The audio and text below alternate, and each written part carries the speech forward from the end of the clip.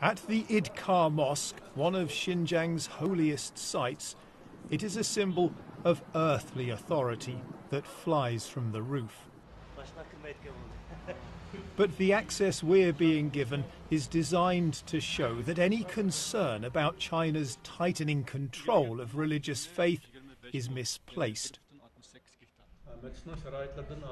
With the government-approved imam denying, for example, that long beards are now banned in Xinjiang.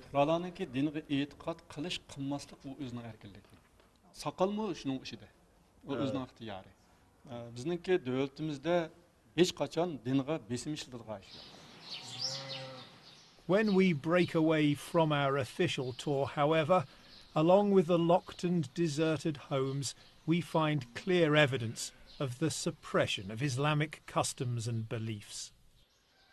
So here it is in black and white, a notice telling people living in this village that certain religious practices are banned. At this point here at number 10 says that the wearing of long beards for young men is not to be allowed. Close by, we find one of Xinjiang's many re-education camps into which hundreds of thousands of Uyghurs, Kazakhs and other Muslim minorities have disappeared. And there's this. Right across the region, mosques are being destroyed. Over the past 2 years in cities, towns and villages, dozens of religious sites once clearly visible on satellite images have been turned into patches of bare earth. China's case is laid out in gruesome detail in this exhibition, designed to prove that its policies in Xinjiang are a rational response to years of separatist violence. But access becomes far harder when we try to independently film the effects of those policies in the city of Keria. 为什么我们不会去清真寺吗？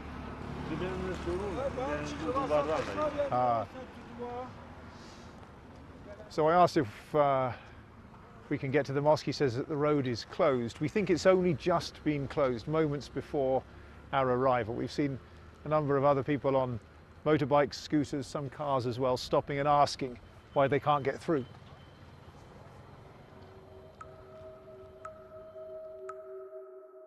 We're hoping to find out what's happened to this, the gatehouse of the city's Aitika Mosque. Its distinctive shadow shows it was still standing in late 2017, but now it's gone, overwhelmed by the surrounding commercial development.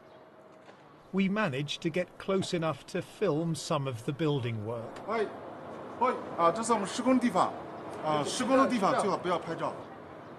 Marooned in the middle, the mosque's prayer hall with its domed towers is still intact. But there's construction machinery on the spot where the gatehouse once stood. Nearby, traditional Uyghur neighbourhoods are being demolished too. The old homes are visible in this image from 2 years ago. Whole swathes have disappeared just a few months later.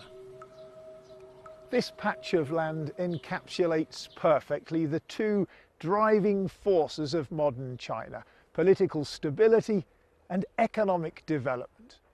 There's no doubting that these neighbourhoods were poor, but by demolishing them, by repressing the faith of those who lived in them, and by forcing hundreds of thousands of them into re-education, the concern is that a whole history and culture are being wiped out.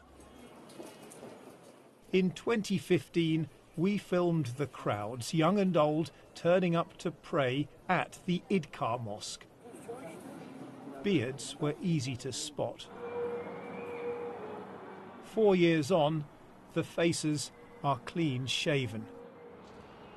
And this is the scene just before prayer time.